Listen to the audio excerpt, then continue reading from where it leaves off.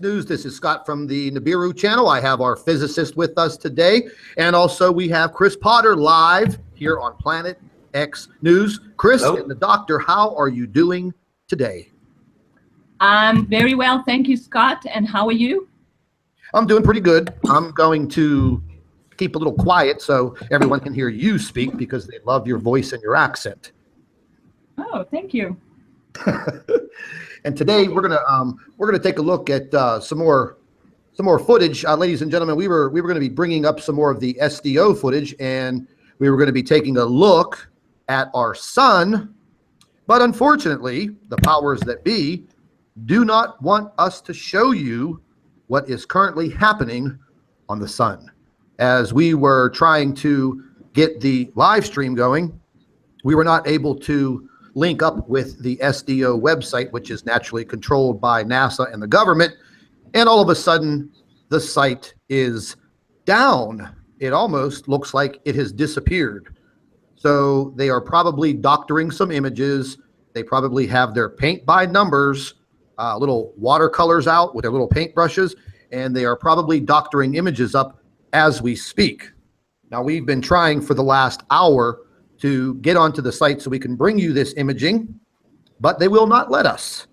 And we were going to be reviewing a report that the doctor had submitted to both me and Chris about less than a week ago. And the report was pertaining to why does the sun have so many coronal holes on it. So we're going to be bringing up that report. It's on a PDF file, and we did a report on this a few days ago, and we're going to go ahead and bring this up so everyone can see it. So, Doctor, how are you? How's everything going where you live? Yes, I'm well, thank you. Well, yeah, I just have a lot of lecturing to do sometimes, and I'm being busy. But I'm ready to talk to you and okay, we're going to go ahead about what I've written in that article. Does everybody see my screen? Yes, sir. So I wanted to pose a question to the doctor. What is your understanding of what a coronal hole is? Okay, so a coronal hole is an area in the sun. And you know, the coronal hole is the top part of the sun's atmosphere, and it's the hottest part. And out of it comes the solar wind. So when you get a coronal hole, you get a lower density in certain areas of the corona. So there are less particles, and what happens is it gets darker because of the lower density and the temperature drops. But the reason why the coronal hole itself forms is that the magnetic field lines coming out of the surface of the sun through that area of the coronal hole are seemingly open. They don't curve like they do where there are plasma loops. So they just jut out of the surface of the sun. And when they do that, what's called the coronal hole, that's when the density decreases.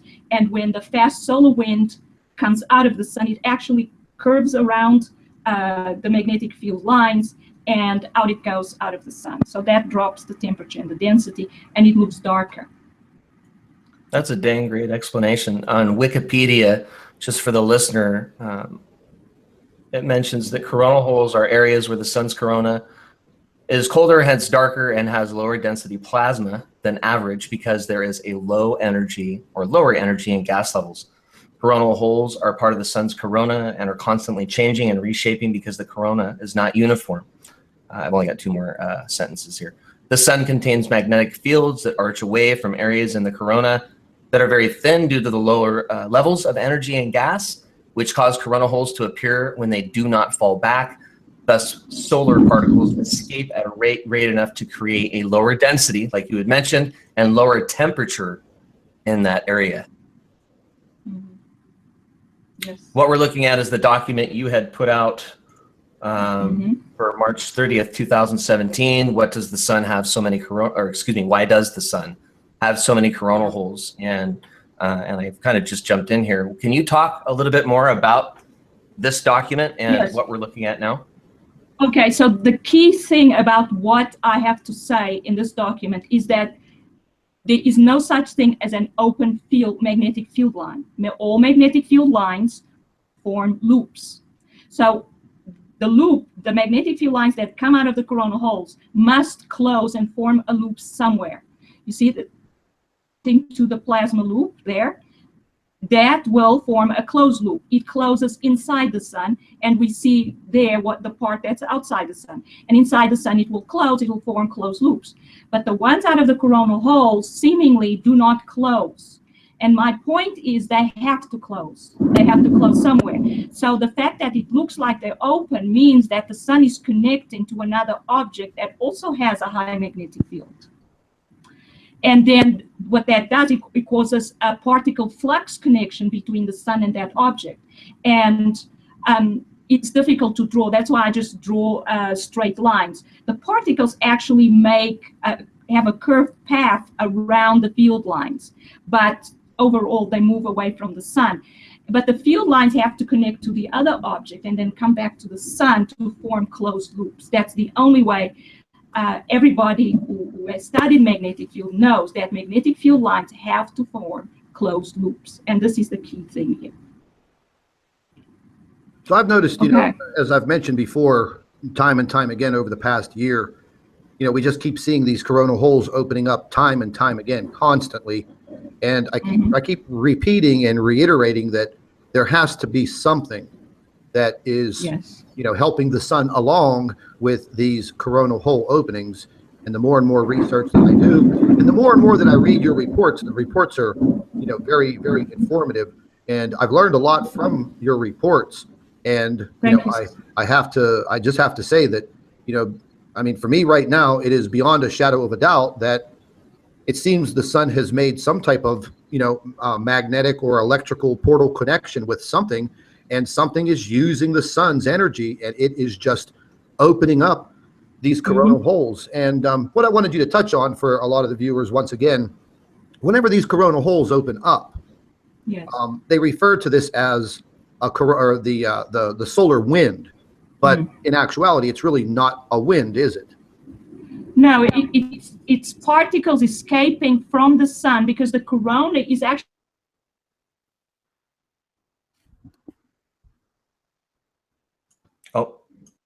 I think she might have muted herself.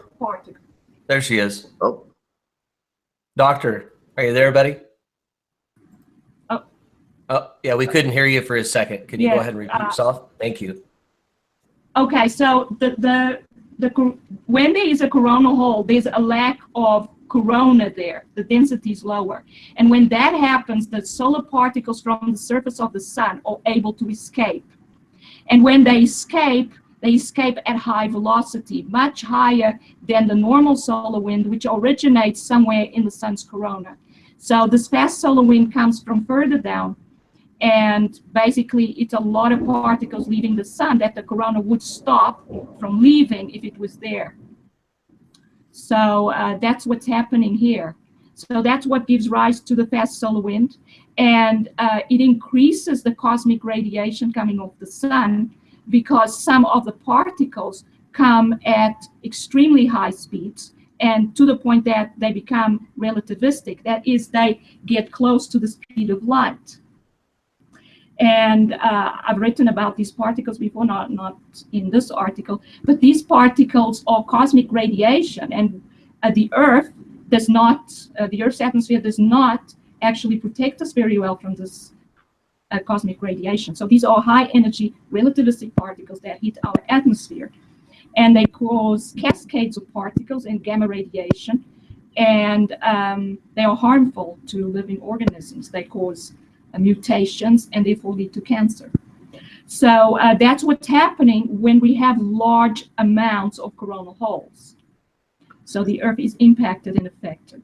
There was something that I wanted you to touch on, and I've had this debate with others over and over and over again, and I've read other scientific papers pertaining to these particles as they stream towards the Earth and they impact the Earth. They have the ability to impact and penetrate all the way to the Earth's core, therefore heating up the Earth's core, and that is the reasoning for all of the increase in earthquake activity. I mean, I've read two papers on this, both of them published scientific papers, but yet there are still the naysayers, and they sit there and they tell you point blank, there is no relation to or from coronal holes to earthquakes. Now, do you find that true, or do you have a difference of opinion? Well, there's definitely a connection. If anything, I mean, you can think of it as very extremely high energy particles and being able to penetrate into the earth. I mean, there are particles that are very unreactive, like neutrons and definitely gamma radiation, if it's very high energy, would be able to penetrate.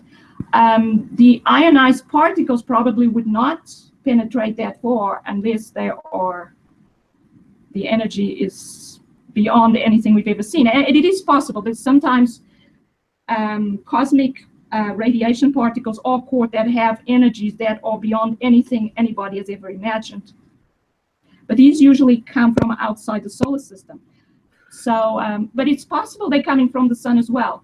But even if the particles do not penetrate, there is still magnetic induction, or Faraday's law, where these objects, the magnetic field affecting the Earth, will cause a magnetic induction effect, which will penetrate right into the mantle and to the core, and that itself can cause the mantle to warm up, to heat up. Yeah, because I mean, I notice every time they have, every time they give a report or a warning or an alert of severe activity on the sun, they're always, letting people know, okay, listen, watch for major earthquakes.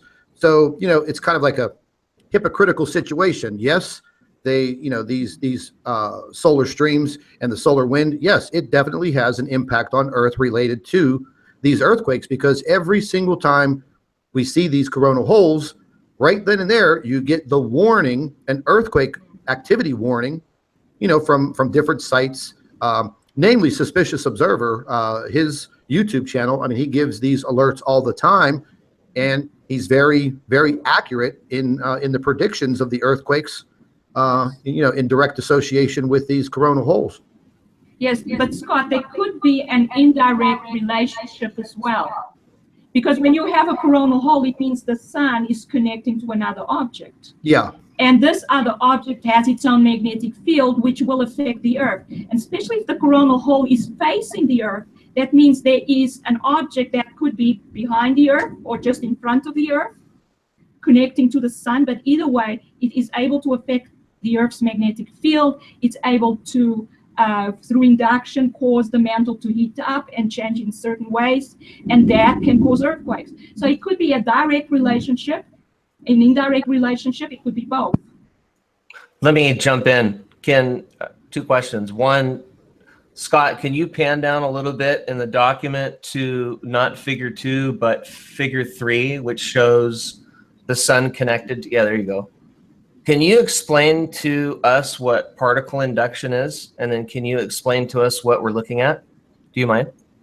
Okay, so magnetic fields are usually generated by a coil. Okay, so you have a coil, which is wire, and you have a current flowing through the wire, and that generates a magnetic field that looks almost like a bar magnet, except the ends of the magnet are the ends of the coil, or if it's a long coil, we call it a solenoid.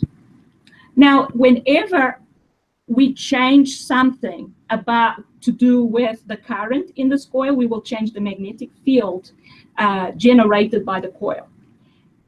And whenever there is a change in the magnetic field, and if we were to put another coil next to this coil, whenever this magnetic field in the first coil changes, a magnetic field is induced in the other coil without it even having a current flowing through it. In other words, a change in the magnetic field in a place where a magnetic field can be generated can cause an induced magnetic field in another place which can be generated as well. So if you have two objects with magnetic fields, say you have a brown dwarf, it's rotating, so that means its magnetic field is changing. It will cause the magnetic field to be induced inside another object that's close to it, like a planet the Earth, for instance. So the Earth generates its own magnetic field because it's got currents inside the mantle and so on. And when a magnetic field close to the Earth changes, the magnetic field inside the mantle will change as well. And when a magnetic field changes, it causes a change in electric field, which then causes currents. And currents lead to resistance and heat. Is the material that the star made up of a large factor in it producing its magnetic field?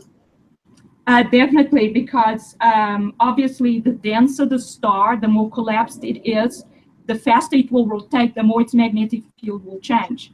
And the fact that it's condensed has already also made, say it's an iron core brown dwarf star, which it would be the densest that we would get, then it would generate an extremely high magnetic field because of that, its collapsed state. It used to be a very large star because to become an iron core brown dwarf star, it had to go through all the stages of fusion reactions before it turned into a white dwarf.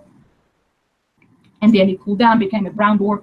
So it used to be a huge star that had a huge magnetic field. It collapsed to a small core of a star, but that magnetic field is now very condensed inside this object. It's rotating very fast, changing very fast. So it will have a very strong effect on any planet close to it. And maybe that's why these brown dwarf stars have come into the solar system. And what we have observed is all the planets in the solar system have heated up. And that could be because of the high magnetic fields and the quick changes in the magnetic fields of these objects. Does that explain it, Chris? Very interesting. Absolutely. So what we're looking at here, to me, yes, is that brown dwarf star, or we'll say alleged brown dwarf star or rogue object in our solar system, appears to be draining the sun and creating a coronal hole. That's what my observation is in this diagram. Right. It looks like in figure 4 below, if you can pan down again, Scott, to the next figure, it'll show a big juicy purple sun with a large coronal hole in it. And that's what we've been seeing. I know that Scott is an avid viewer of SDO, SECI, SOHO, as well as you are. And you both can speak to this more than I. This coronal hole is not going anywhere, is it? And it's on the bottom of the sun. Can you speak more about that too, please? Okay, so it looks like there's a permanent coronal hole at the south pole of the sun. And that means that it's connecting to an object that's at the below the south pole of the sun. That's the only reason we could have a permanent coronal hole there. Well, so, I mean, what about like Venus and Mercury and our moon and the Earth? Like, don't planets have any? I mean, I don't know, right? I think that we've kind of discussed that only stars have the potential to do that energy draining and to create a coronal hole. And there's other reasons for coronal holes being created naturally outside of an object being there. But I don't believe the object can be a planet. That gets me into the discussion of, can planets have these plasma ejections, and can they have these CMEs that we appear to be seeing in the footage that are labeled as Jupiter, Venus, etc. Maybe I'm kind of going all over the place, but I guess what I'm really leading into, if you could speak more about why it couldn't be a planet. Okay. All right. First of all, Venus does not generate its own magnetic field. It seems that only planets with an iron core produce a magnetic field. Also, they have to have, it seems to, I mean, we cannot be completely sure, but we have to be able to have maybe a liquid mantle somewhere where the currents are able to produce this magnetic field. So the Earth has an iron core and a liquid mantle. But apparently Venus is different from the other planets. So we do know it does not generate its own magnetic field. It does have an induced magnetic field due to exchange ion exchange between its atmosphere and the solar wind. So it gets what's called an induced magnetic field, and all comets that come into the solar system produce the same kind of thing. Their coma and tails are produced by an exchange with the sun's solar wind. So they also will get an induced magnetic field. But the Earth does have its own magnetic field, but it's not nearly as strong as the magnetic field of a star. A star, the sun produces a magnetic field that could be felt and measured at 100 AU. That is 100 times the distance between the sun and the Earth. Whilst the Earth's magnetic field is much more local and close to the planet itself. So the sun produces a huge magnetic field, and it produces the bubble around the sun, which is in size, it's about 100 AU. So you can see from there that it's a big difference. So stars produce huge magnetic fields, and planets produce, if they produce magnetic fields at all, very small magnetic fields.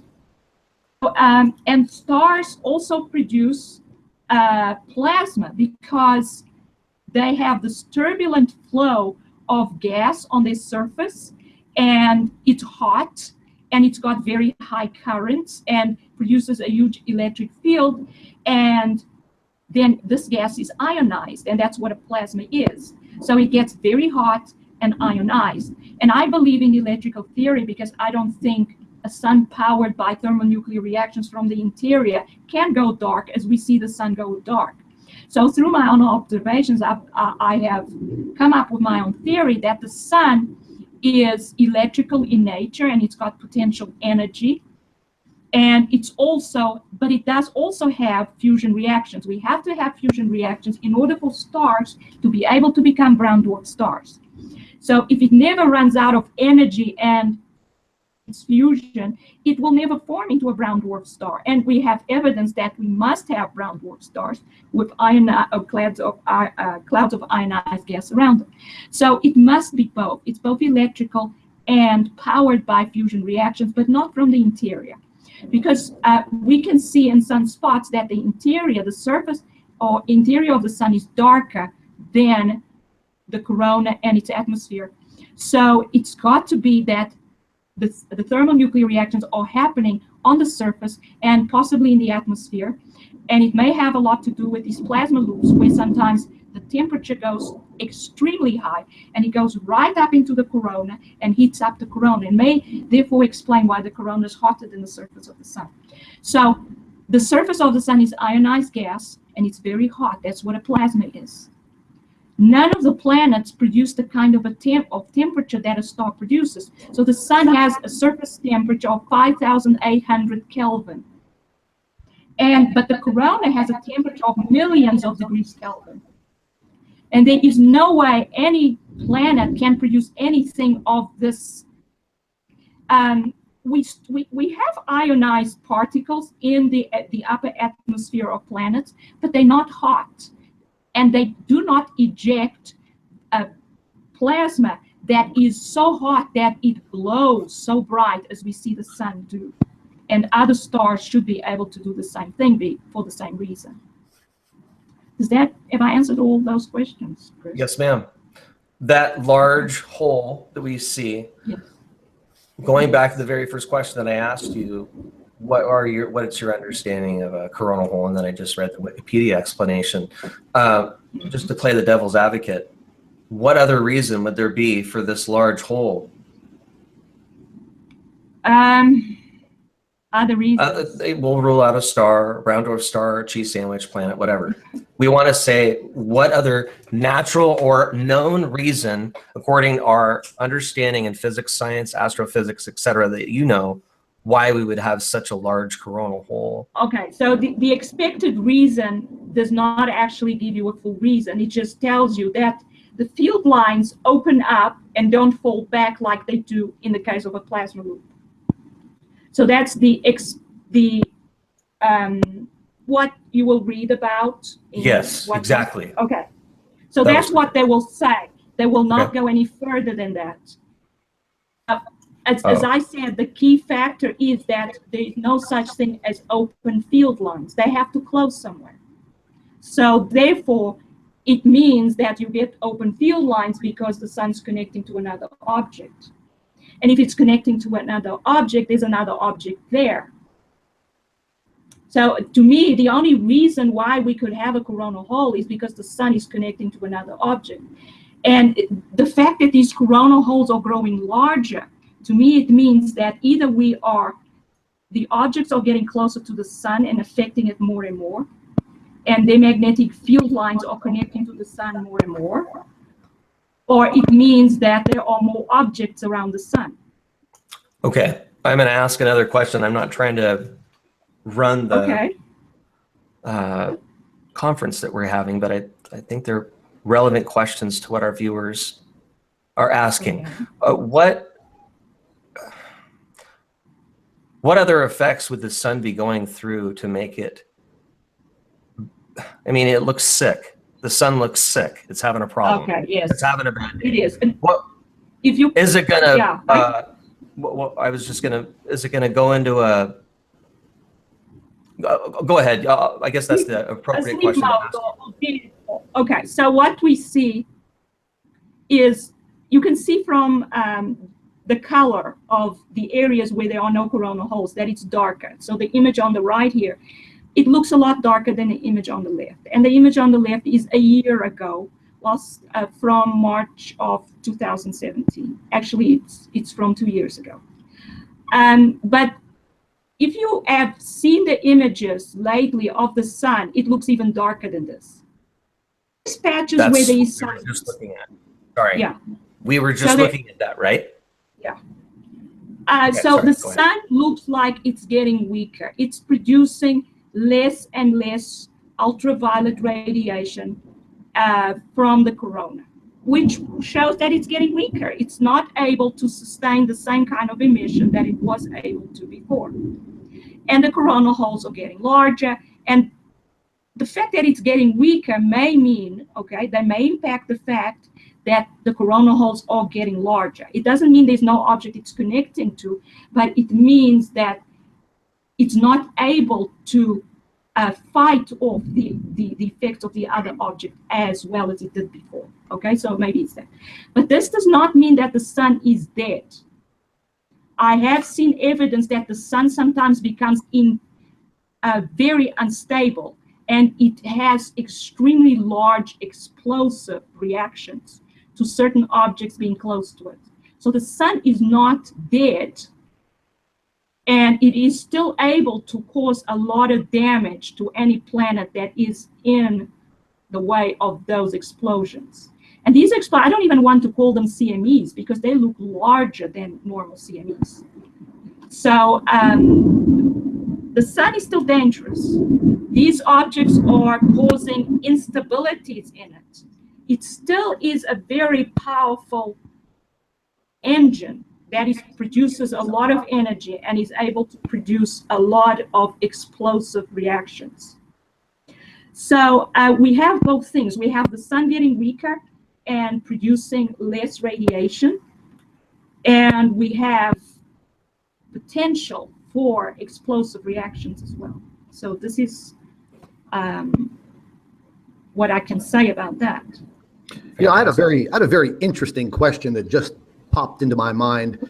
Sitting here looking at these two photographs from 2015 and 2017. Mm-hmm. For instance, if the sun was losing a lot of its energy, and based on what we're looking at between these two photographs from the SDO, and the sun going dark, as we're just saying, losing some of its color, pertaining to these two photographs, would we see a difference in light here on Earth?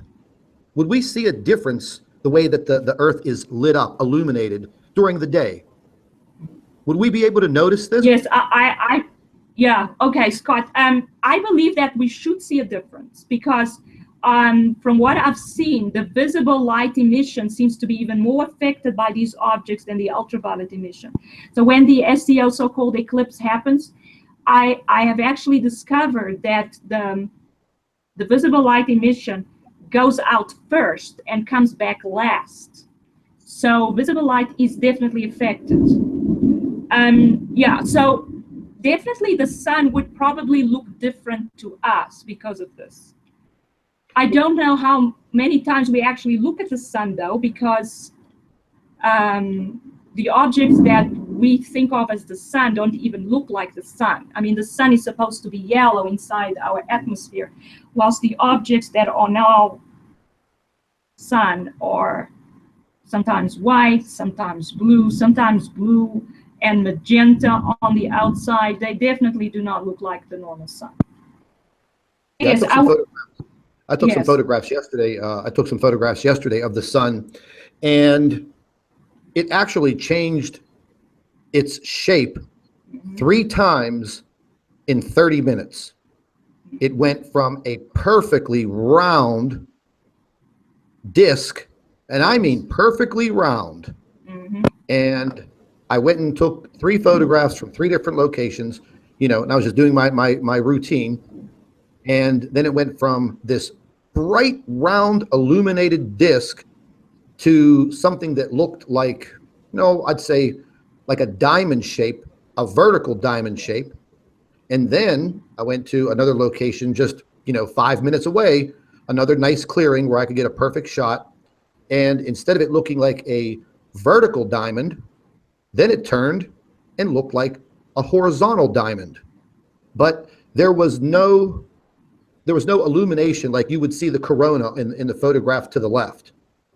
All you're seeing is just a white disc. That's it.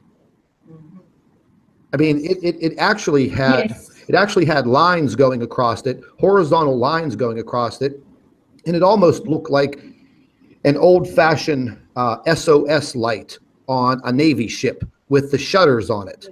Like they would open and close the shutters. And just after I took those photographs and came home, one of my subscribers was out taking photographs of the sun at the same time on a different side of the United States. And when he emailed me his photographs, they looked exactly like mine. Perfectly round disc, white, and it had those horizontal lines going across it. So, I know for a fact that, it wasn't my camera, but both of us have, broken cameras. So it wasn't the camera. And I was going to ask about that. Let me ask you, didn't you also say that your face was burning weird and that you didn't see any shadows on the street? Yeah, that really freaked me out because the way that the sun was illuminating the entire street, there were absolutely no shadows, nowhere. I was standing about, maybe 15 feet away from a tall telephone pole. And when I started to, I turned around and I'm looking for my own shadow, and I did not see it.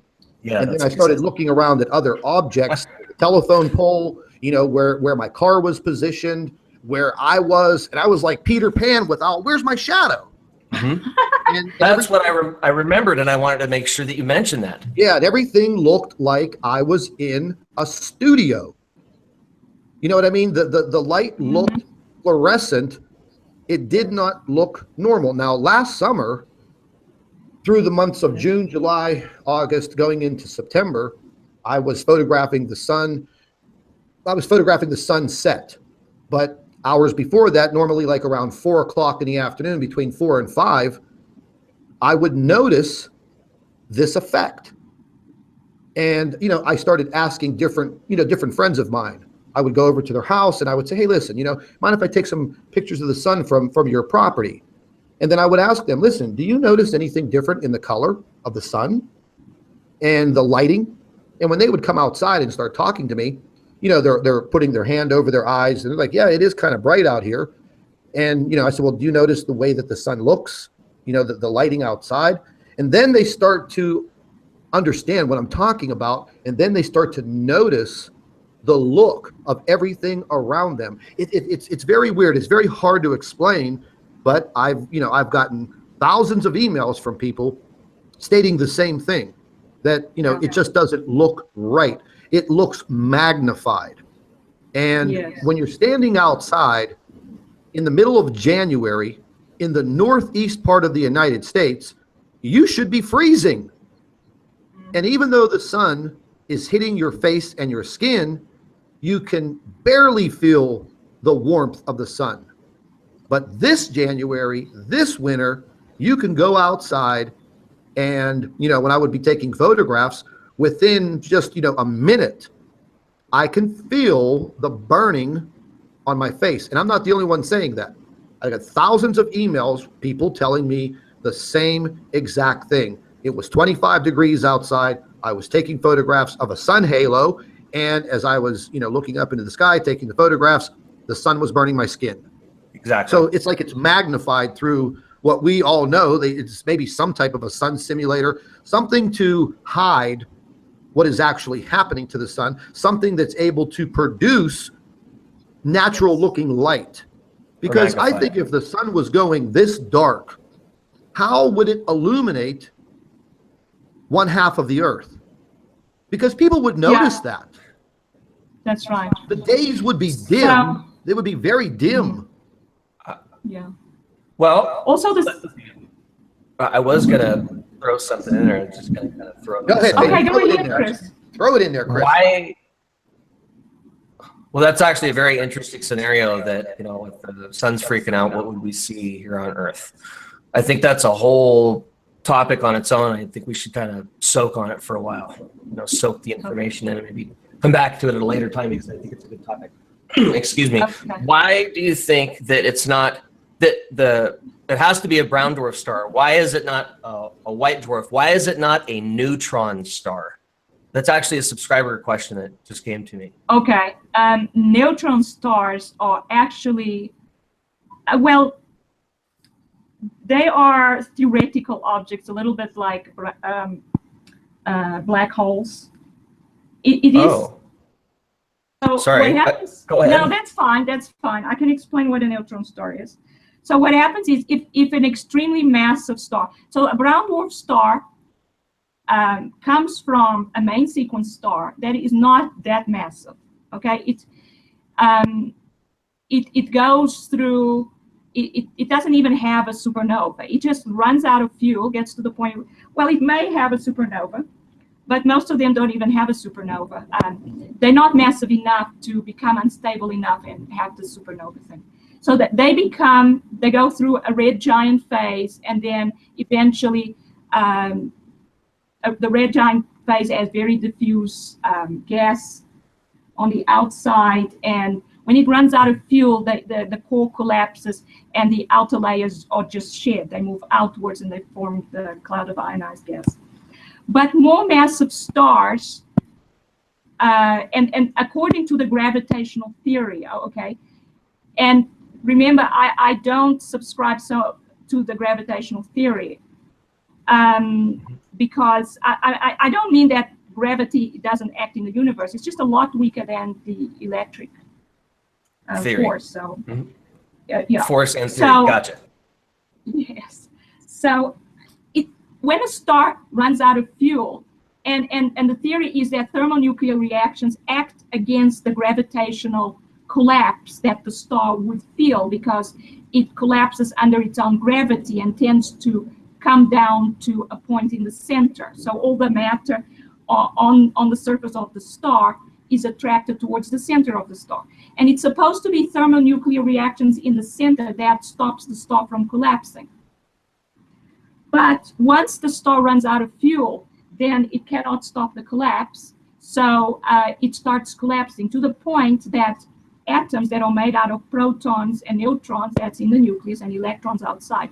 So the electrons are squeezed towards the nucleus to the point that the proton and the electron becomes a neutron as well. So you end up with just neutron. But the problem is just having a star with neutrons in it is not stable.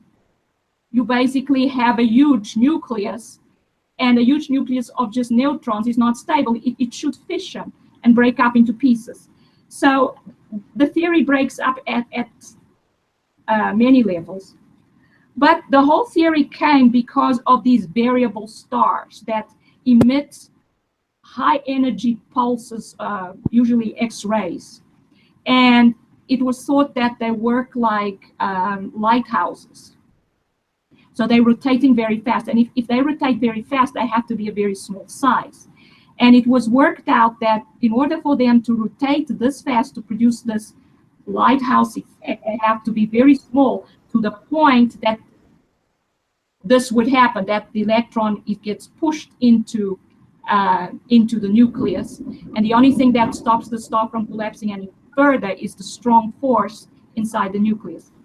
So the whole thing is the way, you know, most astronomers think of these things. And as you know, through my own studies, I don't subscribe to a lot of these theories. So I think actually these variable stars are actually stars that are emitting high pulses of radiation, and they're not necessarily due to their rotation.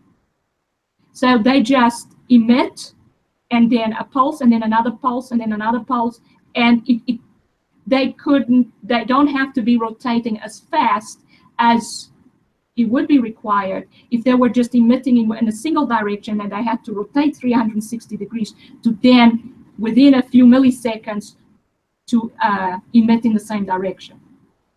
Okay, so I don't, that's why I'm not sure that neutron stars actually exist. No one has actually observed one.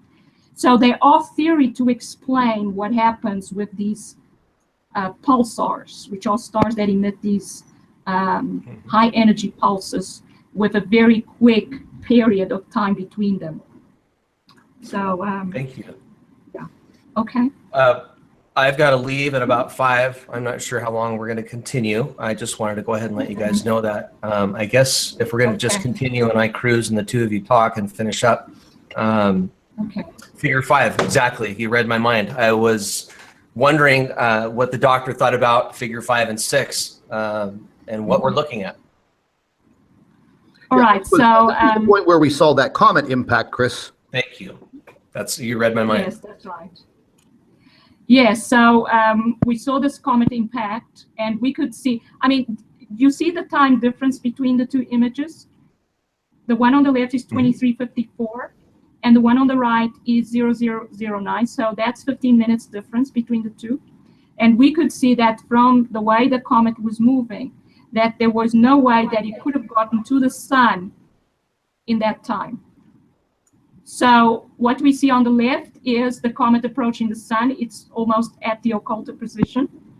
And then 15 minutes later, we see that dark shadow below the sun disappear, and we see very bright emission there, very bright explosion happened there. And that explosion is still very far from the sun. That is, I mean, over what the radius of the sun is. And there was no way the comet could have traveled that distance in 15 minutes. Okay, it's a very large distance. The sun is a very large object. So obviously the comet impacted something that was there that we could not see before. But what we could see was a dark shadow. I mean, what could possibly be a dark shadow? It's obviously something that is absorbing light, not emitting light. And what we'd expect to be there that's not emitting light, some kind of cloud, some kind of object that doesn't emit light. What kind of objects do we know about that don't emit light and have clouds around them? Yes, brown dwarf stars. But how could a brown dwarf star be permanently stationed below the sun? How is that possible? Well, back to the question. That's right. Exactly. Go ahead. Back to the question, why is it magnetically connected? That's right. So, so the only thing I could come up with, and it goes with the fact that we seem to have a large amount of objects that are basically stars attracted to our sun. Why would they be in close orbits around the sun and seemingly somehow getting closer and affecting the sun even more and more? And the only thing I can think of is that stars attract each other just like protons attract each other. In the electrical theory, stars are positively charged, just like protons in the nucleus are positively charged. Attracted to each other because of the strong force. So the only thing I could think of, my goodness, it looks like stars are attracted to each other by what seems to be the strong force that we also have in the nucleus. And therefore that gave me the idea that perhaps the strong force acts on an astronomical scale as well as inside the nucleus. So if that is the case, it could be that one of these brown dwarf stars found a stable position right below the sun. And then if it's in a stable position, it's like two magnets coming together and just sticking close to each other. Okay? So you had explained that strong force had the ability to not only repel but attract objects. Is that what you're speaking of? Okay, now what repels the objects is the electric force, because two charged objects repel each other because of the electrical force between them. Because the electrical force is such that two oppositely charged objects attract each other, and two likely charged objects, so like two positive objects, repel each other.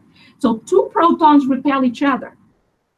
But in the nucleus, they attract each other because of the strong force, which is stronger than the electrical force and overcomes the electrical repulsion that you get between the two positively charged protons. So I would think that stars, because they're positively charged as well, would also repel each other. They should, according to the electrical theory. But the strong force that they feel is stronger than that. So you might get the two effects. So that's why you may see that maybe the sun jolting, because as a star comes close to it, there's the electrical interaction and the strong force, you know, sort of jostling for position. And the two objects are looking for stable interactions between them. So it could be that this brown dwarf star somehow found a stable position below the sun. And now the two are traveling through the galaxy together. That's what I show there. Okay, because this is the only explanation I can come up with for what I see in these images. Now, it could be that all these stars will eventually find stable positions around the sun. So what that would create is basically a larger sun. The sun itself would become the core. It would become just a coronal hole. The other stars would then produce the light that the sun should be producing. They become the outside of the sun, or the core. But now these stars are not main sequence stars. They are acting, they are still able to have potential energy, and they obviously got most of their potential energy from the sun. But they are made up of different things. So the light they will produce, the radiation they will produce, will never be exactly the same as the sun. So what we would get in the end, I'm not sure, but I don't think it will be the same as having our sun.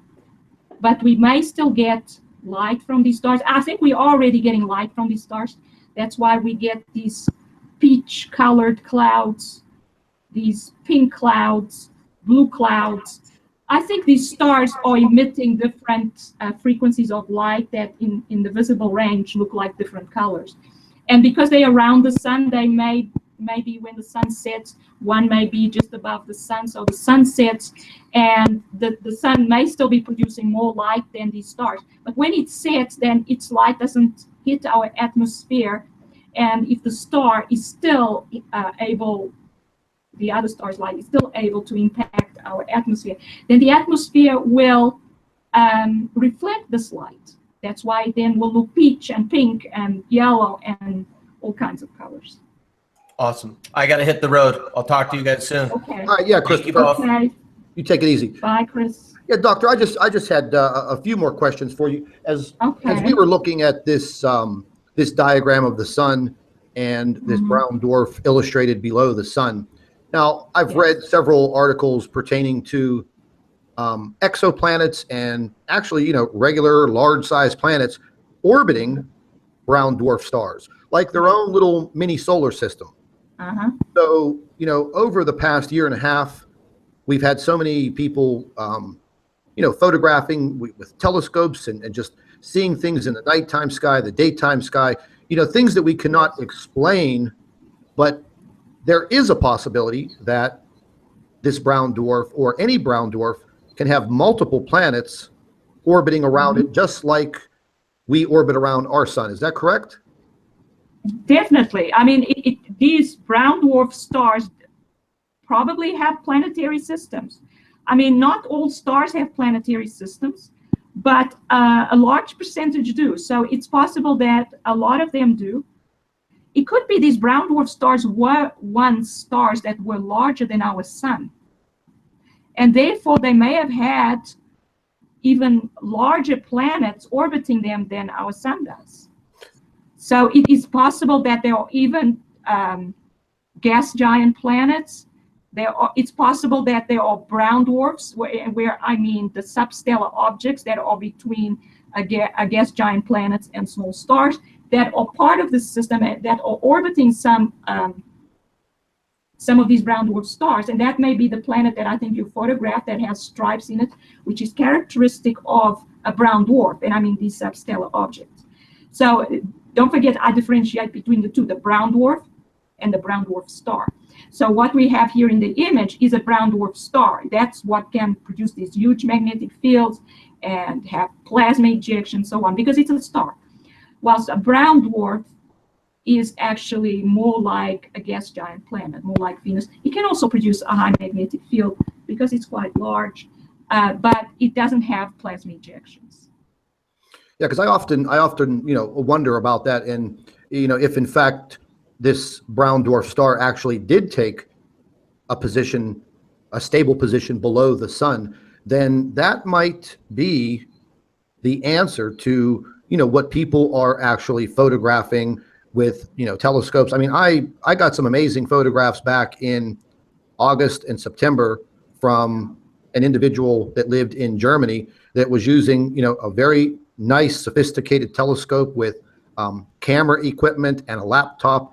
And this lady sent me some amazing photographs of that striped planet. And then later on, I lost contact with her in October, and it was just about the time when the whole incident with the United States supposedly turning the internet over to the UN. And approximately 5 days later, I never heard from her again. I tried to email her back, but her email address no longer worked. The emails just kept coming back to me, not being able to be sent.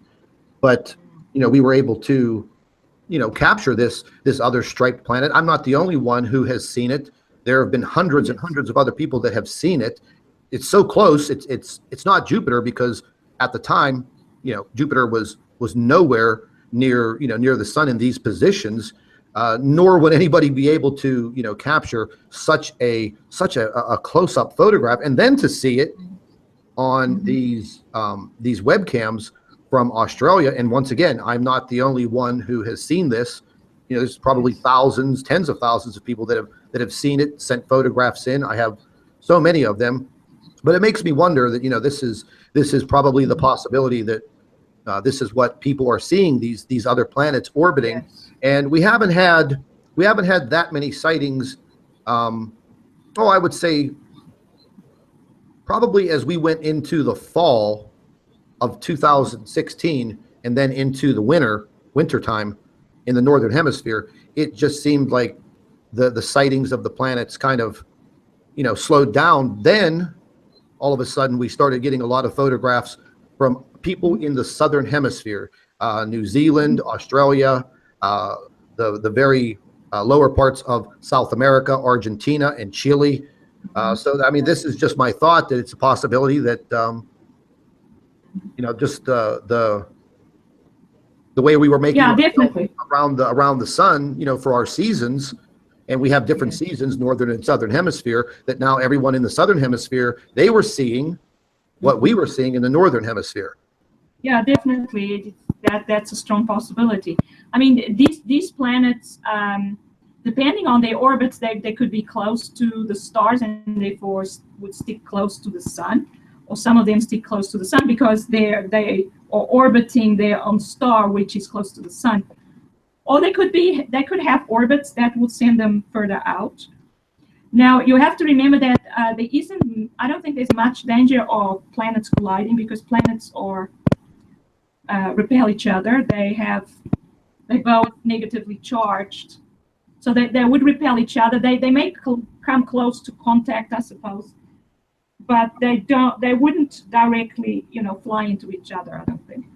Yeah, and I'm sorry, go ahead.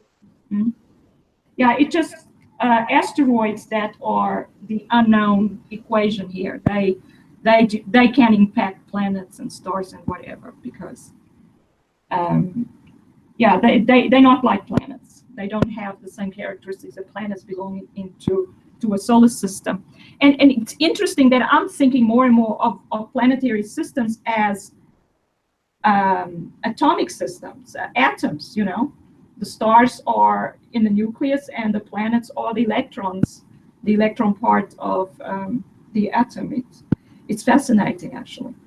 Sorry, Yeah. did I answer your question? Oh yes, absolutely. Now, earlier today, I did a video on Major Ed Dames, and Major Ed Dames, he worked for the United States government.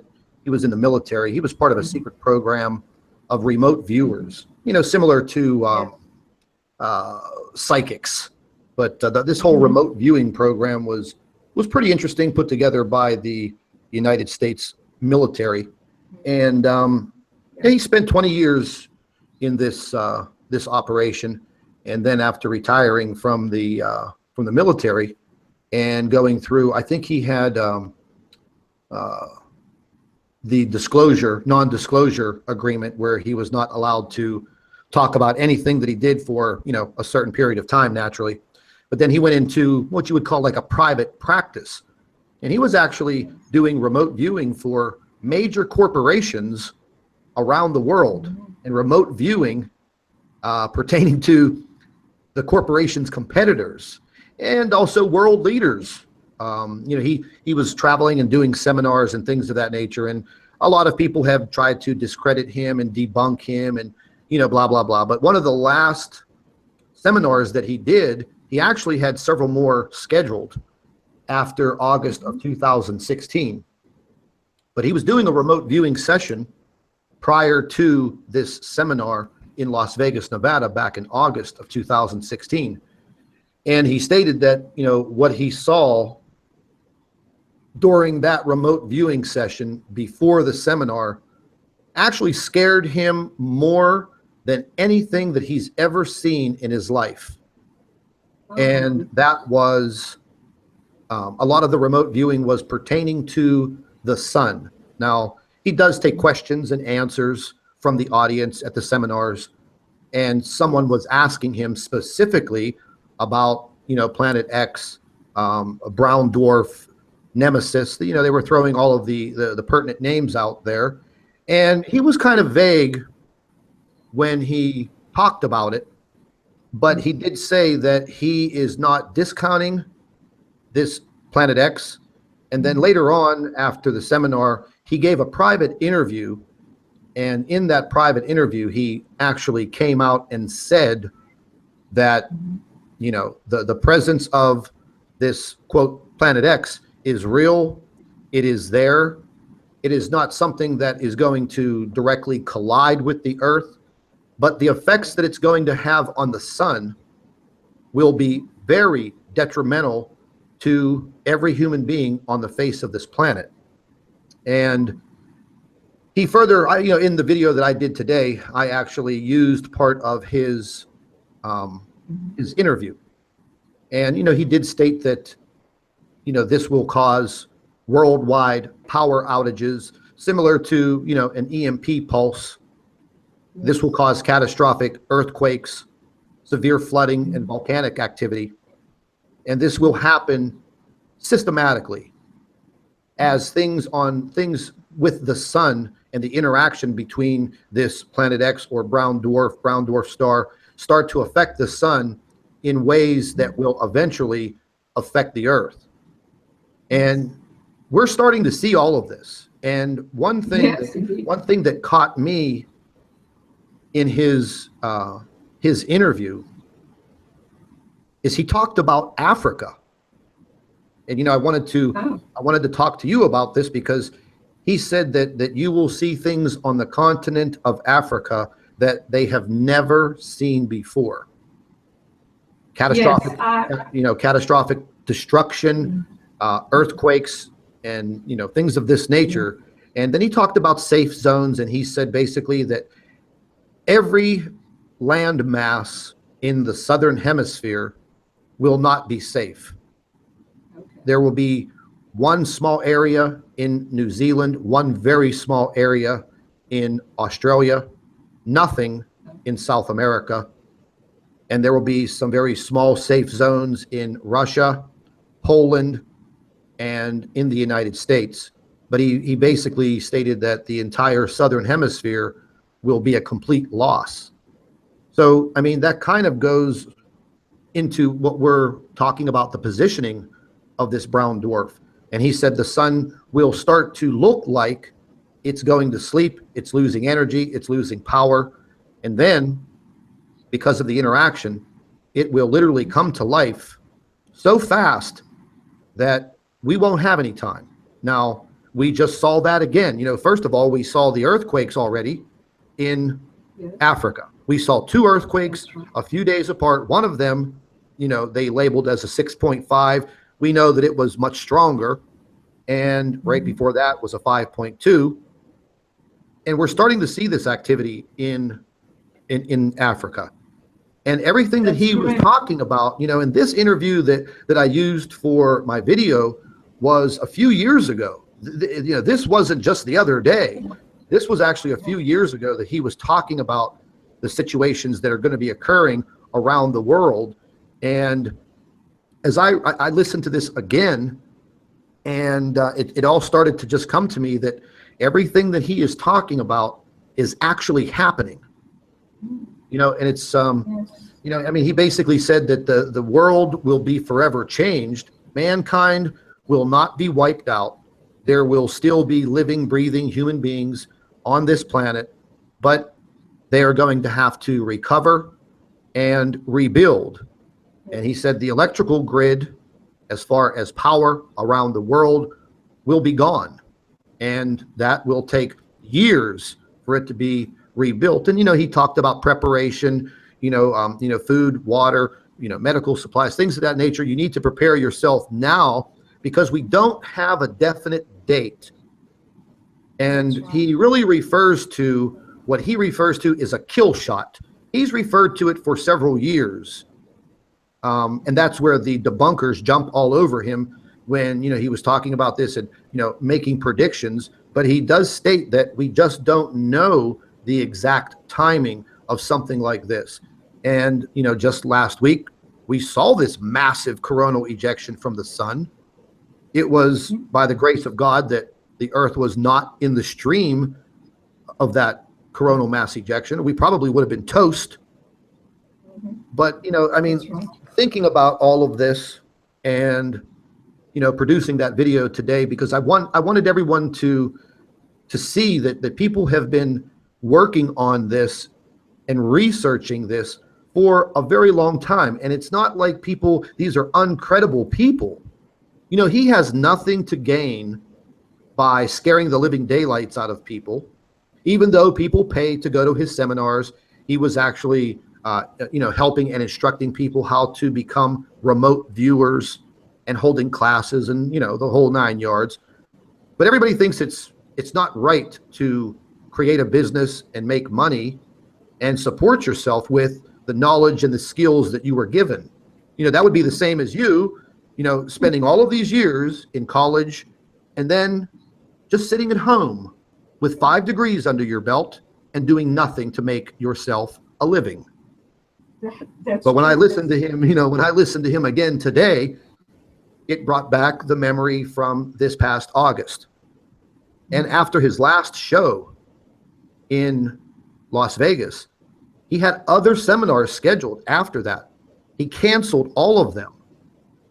And in his private interview, he stated, "There's nothing else that I have to say. I have said it all. There's nothing else that I can do.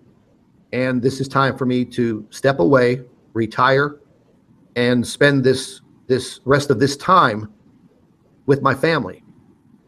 And he walked away after all of these years, canceled the other seminars, and just walked away. You know, and that just, you know, that I remember that so vividly from this past August, because I was willing to travel wherever his next seminar was because I really wanted to see him. I've been following him for over 5 years now. and I've watched, a lot of documentaries on his work, and a lot of people try to discount it, but the information that he gave about, Africa and the earthquakes and the volcanic activity, it just really, really hit home with me this morning when I woke up and started, working on some of these things. It just really, really hit home with, South Africa having that earthquake last week, actually 2 of them.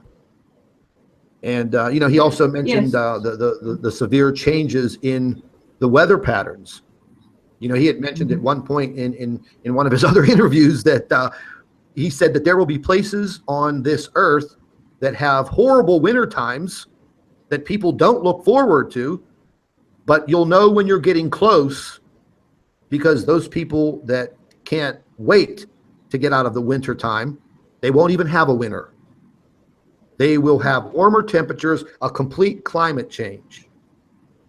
Wow. So I see that's what's happening, isn't it? yes, it is. I kind of got a little shock this morning when I woke up and I started thinking about these things, because my mind just works very rapidly, early in the morning. And when I started thinking about this, and I started fitting the pieces of the puzzle together, and they fit together perfectly. And I think that we are truly living in the sign of the times. This is the sign of the times. There's so much going on around the world right now, so much that people don't realize, people do not see, unless they're really, really looking for it. These catastrophic floods and landslides and this crazy climate chaos. And yes, the earthquake activity has heated up since last week. And I mean, I think it's just a matter of time, but I guess there's no way to definitively put a date on something like this when you have so much against you as far as gaining the information. Just like when we were trying to prepare for this live stream. I mean, it took 45 minutes just to get computers to work, just to, try to get to the SDO and other government sites to look at things, and they're all shut down. So they definitely do not want us, I guess, publicizing the information. But it's going to happen. I think they do like what we did yesterday. Oh yeah. There's absolutely no doubt. I think they're also learning some things from us. And it's kind of funny that I was reading some of the comments in the live chat that goes along with our live stream, and I just can't help to laugh and sit back and think how ridiculous some of the people in the comments section. All of a sudden, these are unemployed idiots without a job, and all of a sudden they are scientists, physicists, astronomers, astrophysicists. And it just seems like they're reading from Wikipedia. One of these idiots even mentioned something about pseudoscience. And I was actually very surprised that this individual was able to spell the word pseudo. But it's very easy to, copy and paste something from Wikipedia. But anyways, did you have anything else that you'd like to add? No, I would like to say that I've always thought that Africa is a very stable continent. It hardly ever has any earthquakes, and I've always thought that if we start seeing earthquakes in Africa, then we have come to another level of earthquake activity on Earth. So if Africa starts being shaken, I think the other continents will be shaken even more. Oh, there's no doubt. I was looking at earthquake activity early this morning. There have been several earthquakes in the upper tiers of Canada, where there's relatively no earthquake activity.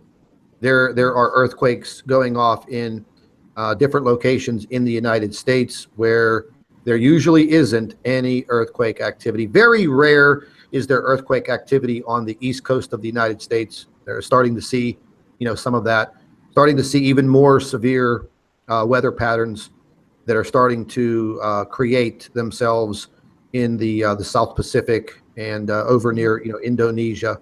I think a lot of people are going to be in for a very, very big surprise, within the next 30 to 45 days. as things start to heat up, we start to go through another seasonal change.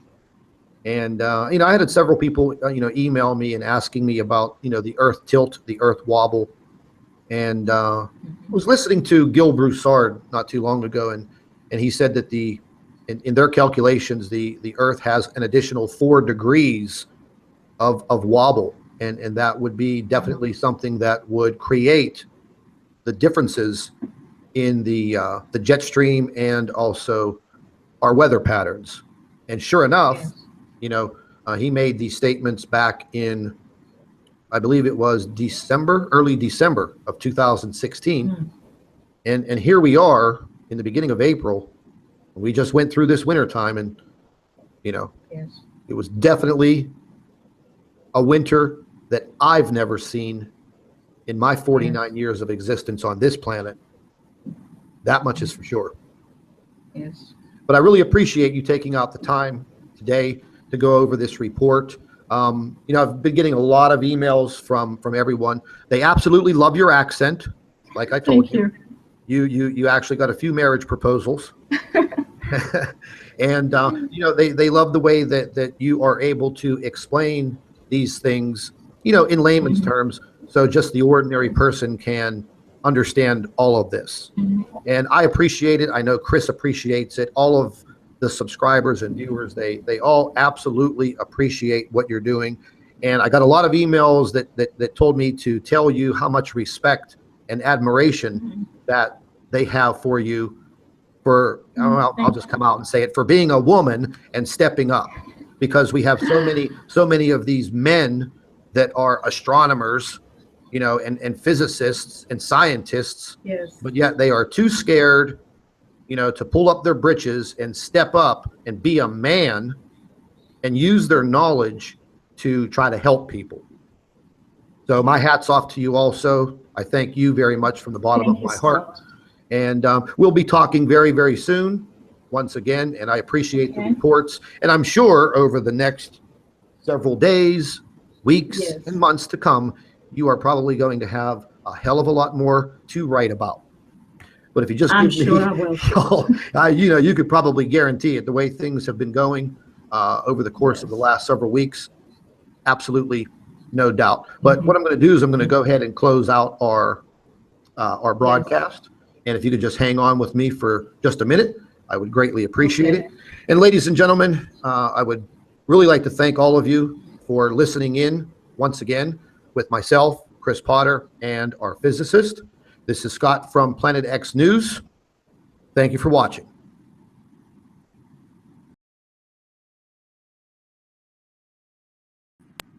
Hello, everybody. Welcome back to Planet X News. This is Scott from the Nibiru channel. I have our physicist with us today.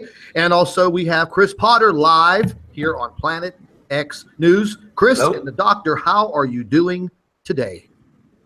I'm very well. Thank you, Scott. And how are you? I'm doing pretty good. I'm going to keep a little quiet so everyone can hear you speak, because they love your voice and your accent. Oh, thank you. And today we're gonna take a look at some more footage, ladies and gentlemen. We were going to be bringing up some more of the SDO footage, and we were going to be taking a look at our sun. But unfortunately, the powers that be do not want us to show you what is currently happening on the sun. As we were trying to get the live stream going, we were not able to link up with the SDO website, which is naturally controlled by NASA and the government. And all of a sudden, the site is down. It almost looks like it has disappeared. So they are probably doctoring some images. They probably have their paint by numbers, little watercolors out with their little paintbrushes, and they are probably doctoring images up as we speak. Now, we've been trying for the last hour to get onto the site so we can bring you this imaging, but they will not let us. And we were going to be reviewing a report that the doctor had submitted to both me and Chris about less than a week ago. And the report was pertaining to why does the sun have so many coronal holes on it. So we're going to be bringing up that report. It's on a PDF file, and We did a report on this, a few days ago, and we're going to go ahead and bring this up so everyone can see it. So, Doctor, how are you? How's everything going where you live? Yes, I'm well, thank you. Well, Yeah, I just have a lot of lecturing to do sometimes, and I'm being busy. But I'm ready to talk to you and okay, we're going to go talk ahead about and what I've written in that article. Does everybody see my screen? Yes, sir. So I wanted to pose a question to the doctor. What is your understanding of what a coronal hole is? Okay, so a coronal hole is an area in the sun. And you know, the coronal hole is the top part of the sun's atmosphere, and it's the hottest part. And out of it comes the solar wind. So when you get a coronal hole, you get a lower density in certain areas of the corona. So there are less particles. And what happens is it gets darker because of the lower density and the temperature drops. But the reason why the coronal hole itself forms is that the magnetic field lines coming out of the surface of the sun through that area of the coronal hole are seemingly open. They don't curve like they do where there are plasma loops. So they just jut out of the surface of the sun. And when they do that, what's called the coronal hole, that's when the density decreases. And when the fast solar wind comes out of the sun, it actually curves around the magnetic field lines, and out it goes out of the sun. So that drops the temperature and the density, and it looks darker.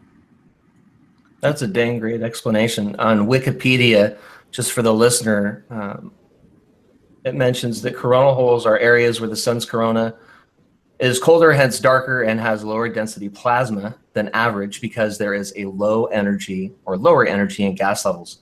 Coronal holes are part of the sun's corona and are constantly changing and reshaping because the corona is not uniform. I've only got two more sentences here. The sun contains magnetic fields that arch away from areas in the corona that are very thin due to the lower levels of energy and gas, which cause coronal holes to appear when they do not fall back. Thus, solar particles escape at a rate enough to create a lower density, like you had mentioned, and lower temperature in that area. Mm-hmm. Yes. What we're looking at is the document you had put out for March 30th, 2017. What does the sun have so many why does the sun have so many coronal holes? And I've kind of just jumped in here. Can you talk a little bit more about this document and Yes. what we're looking at now? Okay, so the key thing about what I have to say in this document is that there is no such thing as an open field magnetic field line. All magnetic field lines form loops. So the magnetic field lines that come out of the coronal holes must close and form a loop somewhere. You see the thing to the plasma loop there? That will form a closed loop. It closes inside the sun, and we see there what the part that's outside the sun. And inside the sun, it will close, it will form closed loops. But the ones out of the coronal holes seemingly do not close. And my point is they have to close. They have to close somewhere. So the fact that it looks like they're open means that the sun is connecting to another object that also has a high magnetic field. And then what that does, it causes a particle flux connection between the sun and that object. And it's difficult to draw. That's why I just draw straight lines. The particles actually have a curved path around the field lines, but overall they move away from the sun. But the field lines have to connect to the other object and then come back to the sun to form closed loops. That's the only way. Everybody who has studied magnetic field knows that magnetic field lines have to form closed loops, and this is the key thing here. So I've noticed, as I've mentioned before, time and time again over the past year, we just keep seeing these coronal holes opening up time and time again, constantly. And I keep repeating and reiterating that there has to be something that is, helping the sun along with these coronal hole openings. And the more and more research that I do, and the more that I read your reports, the reports are, very, very informative. And I've learned a lot from your reports. And Thank you. I just have to say that, I mean, for me right now, it is beyond a shadow of a doubt that it seems the sun has made some type of, magnetic or electrical portal connection with something, and something is using the sun's energy, and it is just opening up these coronal holes. And what I wanted you to touch on for a lot of the viewers, once again, whenever these coronal holes open up, Yes. they refer to this as the solar wind, but in actuality, it's really not a wind, is it? No, it's particles escaping from the sun, because the corona is actually